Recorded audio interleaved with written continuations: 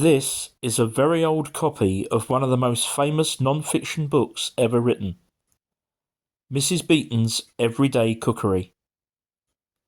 This particular book was published in 1907 and used to belong to my great-grandmother. Around the late 19th and early 20th centuries, she was working as a cook for a wealthy family in a large house somewhere in Birdhurst Rise, which is in Croydon in South London, although I don't know exactly which property. Many of the houses there have now been converted into flats and maisonettes. However, as these recent photographs show, the road still retains much of its past grandeur. The book itself has been in storage for many years, but I've no doubt that my great-grandmother must have used it extensively, both at home and in her work. Upon going through it recently, I was surprised and delighted to find these two pieces of paper tucked inside. Upon opening them, I was thrilled to find that they were in my great-grandmother's own handwriting. They appear to be notes that she'd made to herself, relating to cooking times, weights and measures, etc. I started thumbing through the book and thinking about all the history it had seen and the tales I wish it could tell. That in turn got me thinking about its author. Who was Mrs Beeton? And here, briefly, is what I've learnt. Isabella Beeton was born Isabella Mary Mason in London on the 14th of March 1836. She was the eldest of 3 daughters, but sadly her father Benjamin died when she was just 4 years old, and whilst her mother Elizabeth was still pregnant with the 3rd child. 3 years after losing Benjamin, Elizabeth married again, to a widower named Henry Dorling, who also had 4 children of his own. He was the clerk of Epsom Racecourse in Surrey, and lived on site.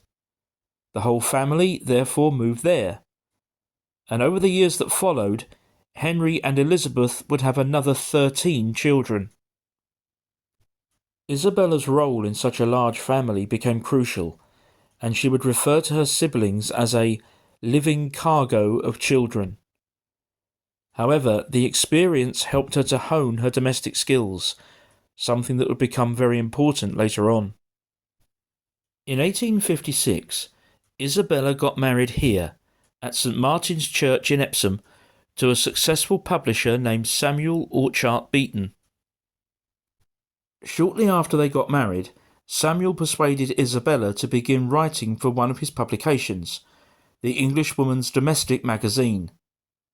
This was the beginning of a literary partnership that would prove very successful, although it's no secret that many of the articles were submitted by others and simply edited by the Beetons. Their continued success with magazines and articles eventually led in 1861 to the publication of this, Beeton's Book of Household Management. Not yet Mrs Beeton's, although it did say edited by Mrs Isabella Beeton. However, this was the start of a period of financial instability for the Beetons. There had been personal tragedies too. 2 of their 3 children had died in infancy, and Isabella had also suffered a series of miscarriages. By 1864 she was pregnant again, and working on an abridged version of her book, which was to be called The Dictionary of Everyday Cookery. She gave birth on the 29th of January 1865, but became ill immediately afterwards, dying 8 days later of puerperal fever, aged just 28. The following year, with his financial situation worsening, Samuel was forced to sell the rights to the book. However, in the many years that have followed, and using Mrs Beeton's name, its popularity has remained undiminished. The book has gone through countless changes of title and content over the years, and numerous reprints, including my great-grandmother's in 1907. However, the name Mrs Beeton remains synonymous with good housekeeping and quality cookery.